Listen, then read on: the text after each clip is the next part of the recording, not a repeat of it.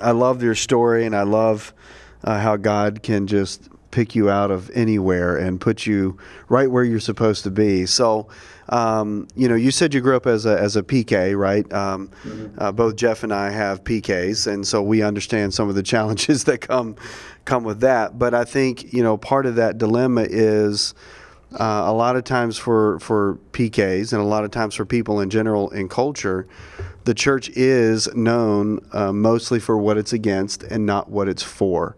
And I think you've done a great job of sort of having that conversation and addressing that reality. What is it that we're actually for? So, what for you was kind of the turning point, or what was the story that kind of led to that conversation, that decision to talk more about what we're for rather than what we're against?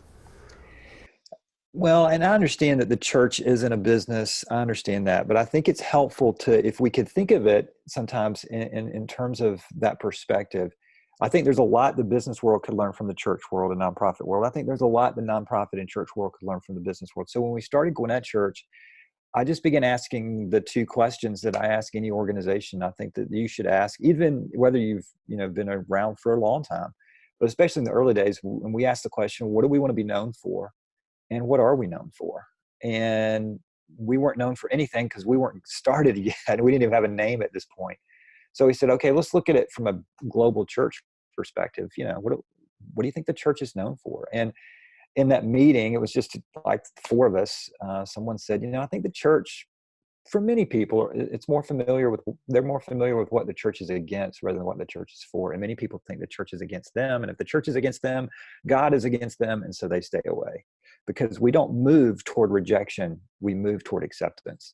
And we just all looked at each other and thought, wow, well, what are we for? And that's when we said, well, we're for Gwinnett kids and for Gwinnett businesses and for Gwinnett students. And so let's be known for what we're for. And ironically, perhaps the most famous Bible verse of them all starts with the word for God so loved the world. So that's where it began. And we put a sign outside when we bought the property. We didn't want to put GwinnettChurch.org or Gwinnett Church coming soon. We just put hashtag for Gwinnett because we wanted it to be a statement that created some common ground. And we want people to know that we have more in common with you than you think. We live here. Our kids go to school here. We shop here. We do life here. We want this community to be better.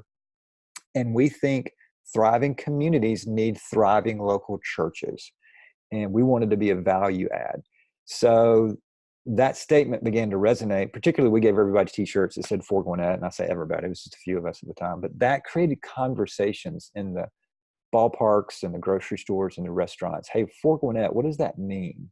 And so we gave people some language that they could carry around with them, and so they became vision carriers. And when you have the more vision carriers you have, the more vision casters you have.